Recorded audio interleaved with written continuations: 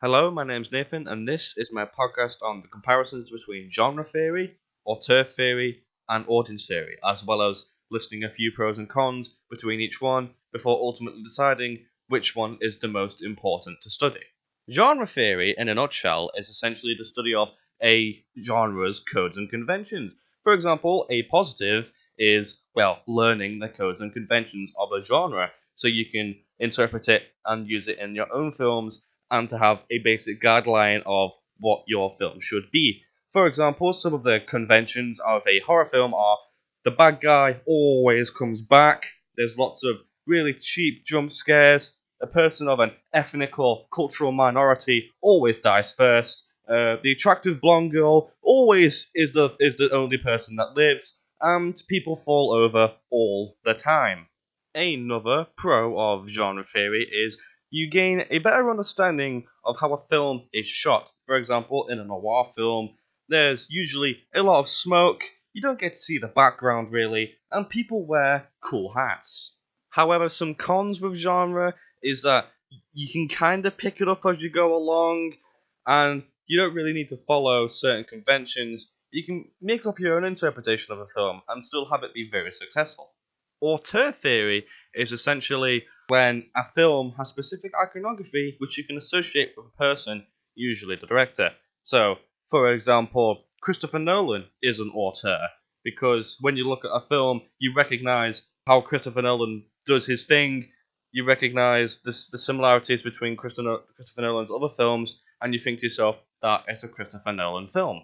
Some pros of auteur is that you can learn other directors' styles. For example, Michael Bay likes explosions, David Fincher likes to put Brad Pitt in his films wherever he can, and Adam Sandler likes his characters threatening to insert pineapples into people's rectums. Another positive of auteur is that you can learn your own style and how to be consistent from other filmmakers. So your thing could be that a character in every film you make would at some point threaten to insert a block of cheese into someone's rectum. It gives you something that makes your films stand out above the rest. However, one major flaw to auteur is that nobody else really gets any recognition. For example, if someone were to see a film with terrible comedy and pineapples being threatened with going inside people's rectums, and immediately know it's an Adam Sandler film. People would remember Adam Sandler because of his style, but wouldn't remember the writers or the editors, etc., etc. And it's not really fair on the other people that have worked on the film that they all remember one guy because, it's his style of film. Audience theory, in a nutshell, is essentially how people in the audience would perceive your film. For example, you could have a film about an aeroplane and it's purple and there's a blue piece of bread in the plane. Some people would see that as maybe a cool action film where the bread is shooting down all these other bits of bread because reasons. And on the other hand, people would see it as a really, cruel, horrible film like, oh, this piece of bread is a terrorist. He's an asshole. How can people like him?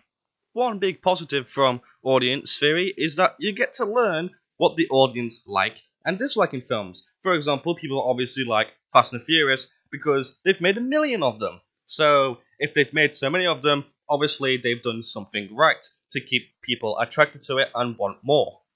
However, one big old con of audience theory is that people change their minds all the time. At one minute, people could really like green spoons, and the next, they could hate green spoons and demand cyan radiators.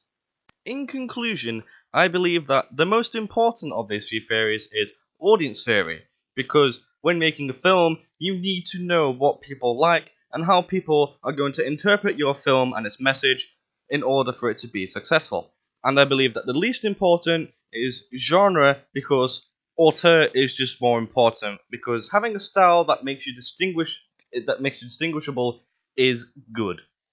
Now that ends this podcast on the comparisons between auteur, genre, and audience theory. I hope you've enjoyed, and I'll see you later.